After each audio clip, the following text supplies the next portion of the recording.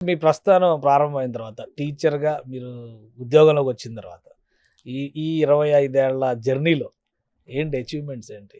ఉపాధ్యాయునిగా నేను 98 డీఎస్సీ ద్వారా ఎంపిక అవ్వడం ఎప్పుడైతే స్కూల్లోకెళ్ళానో అక్కడి నుంచి అదేవిధంగా నేను పీఆర్టీ సభ్యత్వం కూడా ఏ రోజు ఓకే. జాయినింగ్ అయ్యానో ఆ రోజే తీసుకోవడం జరిగింది. తర్వాత అక్కడ మండల బాధ్యునిగా, జిల్లా బాధ్యునిగా, రాష్ట్ర అసోసియేటివ్ అధ్యక్షుడిగా ఒక 14 సంవత్సరాలు చేయడం జరిగింది. ఓకే. అయితే ఉపాధ్యాయ వృత్తి చేసుకుంటూనే నేను మరి ఎన్నో రకాలైన సామాజిక కార్యక్రమాలు చేయడం జరిగింది. ముఖ్యంగా పాఠశాలలో నేను పనిచేసిన పాఠశాల ఏతుందో ఆ పాఠశాలకు సంబంధించి అక్కడ ఏ నీడ్స్ ఉంటాయి అవి. హ్మ్. ఎందుకంటే చిన్నప్పుడు నేను పెరిగిన వాతావరణం అలాంటిది.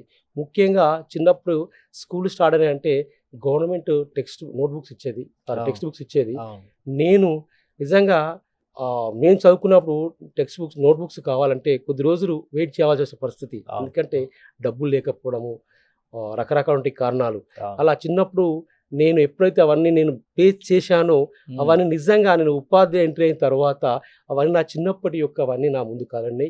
నేను ఎప్పుడైతే అప్పుడే అనుకున్నానో ఏ పేద విద్యార్థి కూడా నాలాగా ఉండకూడదు. నేను హ్మ్. చిన్నప్పుడు ఏదైతే ఎదుర్కొన్నానో అని అప్పటినుంచి వాస్తవానికి నేను ఏ స్కూల్‌లో పనిచేస్తే ఆ స్కూల్‌లో 100% ఎక్కడ ఏలుకోవాలని చేయడం జరిగింది. ఓకే. ఏదో రాజకీయాల గురించి అంటే కాదు. మీ ముగ్గురు అన్నదమ్ములు కూడా ఇలాంటి కష్టం నుంచి వచ్చే ఆ! ప్రభుత్వ ఉద్యోగాల్లోకి అవును. ఎమర్జ్ అయ్యారా? 100% అందరం కూడా అందరూ. ఆ! కష్టపడి వచ్చిన వాళ్ళే. ముగ్గురం కూడా చాలా కష్టపడి వచ్చిన నేపథ్యం.